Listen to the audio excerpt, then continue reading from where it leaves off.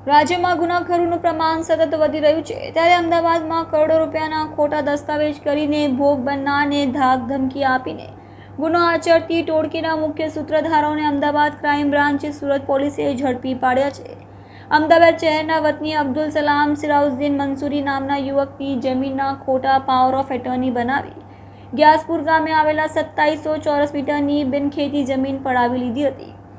आरोपियों द्वारा वकील ने साथ राखीने अब्दुल सलाम सिराजुद्दीन मंसूरीनी जान बहार खोटी पावर ऑफ एटर्नी बनावी हती। आरोपी महमद इस्लाम उर्फ संजू शेख અને તેનો સાગરીત તરંગ દવે આ સમગ્ર કારસો રચ્યો હતો।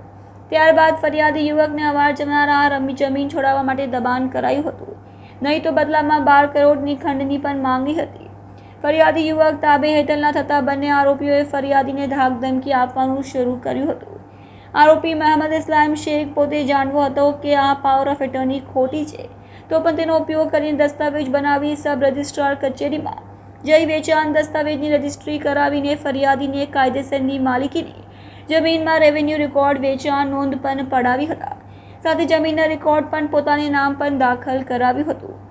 फरियादीए तेमनी जमीनने लिटिगेशन ઊભું નહીં કરવા 12 કરોડની ખંડની માંગી હતી। સાથે જ ધાક ધમકીઓ પણ આપતા હતા, જેથી ફરિયાદીએ ક્રાઇમ બ્રાન્ચમાં આ અંગે ફરિયાદ નોંધાવી હતી। ત્યારબાદ પોલીસ સમગ્ર મામલે વધુ શોધખોળ કરતા બંને આરોપીઓને રહેઠાણે દસ્તાવેજોની કુલ 6 ફાઇલો અલગ અલગ મળી આવી હતી, જેમાં અલગ અલગ વ્યક્તિઓના નામના ઉલ્લેખ હતા। આમ કુલ 85 દસ્તાવેજો આરોપી પાસેથી મળી આવ્યા હતા। પીઓડબ્લ્યુને એક અરજી મળેલી અબ્દુલ મંસૂરી કરીને અરજદાર હતા અને એમની ગ્યાસપુર સીમમાં જે 2700 ચોરસ મીટર જમીન હતી એની ઉપર મોહમ્મદ ઇસ્માલ ઉર્ફે સજ્જુ ગોટીલાલ શેખ અને એક એના નોટરી છે તરંગ દવે, આ બંને મળી અને આનો ખોટો પાવર ઓફ એટર્ની બનાવી 2010માં અને એ પાવર ઓફ એટર્નીના આધારે 2018ની અંદર એક દસ્તાવેજ એ જ જમીનો પોતાના નામનો બનાવી અને પછી જે રેવન્યુ રેકોર્ડ છે એમાં પોતાનું નામ ચડાવવા માટે 135Dની નોટિસ ફરિયાદીને જે અમારો અરજદાર છે એને મળતા એને ખ્યાલ આવેલો કે મારી જમીન છે એ કોઈ આવી રીતે ખોટો દસ્તાવેજ બનાવે છે, જેની અમે તપાસ કરતા આ બંને આરોપીએ એકાબીજાને મેળાપીપણું કરી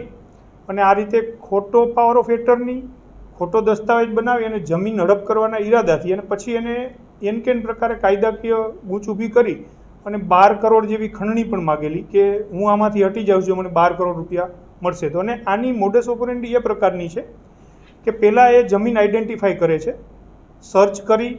પછી એના સર્વે નંબર મેળવી 7/12 મેળવી પછી એનો પાવર ઓફ એટર્ની બનાવવાનો, આ રીતે જે નોટરી હોય છે એને સાથે મળી અને એની સાથે બીજા પણ 1-2 એના મળતિયાઓ અમને હાલ પ્રાથમિક દ્રષ્ટિએ જોવા મળે છે અને ત્યાર પછી એ ખોટા પાવર ઓફ એટર્નીનો જ ઉપયોગ કરી અને દસ્તાવેજ બનાવી અને પછી જે જમીનના મૂળ માલિક છે, સાચા માલિક છે, એઓને એન કેન પ્રકારે દબાવી અને પૈસા પડાવવાનો જે એક પ્રકારનો ધંધો અમને પ્રાથમિક દ્રષ્ટિએ જોવા મળે છે। બીજું, અમે ગુનો દાખલ કર્યા પછી એની ઓફિસ અને ઘરનું સર્ચ કરતાં અમને 65થી વધારે દસ્તાવેજો અને અલગ અલગ પ્રકારના બાના ખતો એવા તમામ જે ડોક્યુમેન્ટો મળેલા છે સર્ચમાં અને અમે એ તપાસના કામે કબજે કરેલ છે અને હાલ અમે એ દિશામાં પણ તપાસ કરી રહ્યા છીએ કે બીજા અન્ય કેવા પ્રકારના ગુનાઓ બનેલ છે।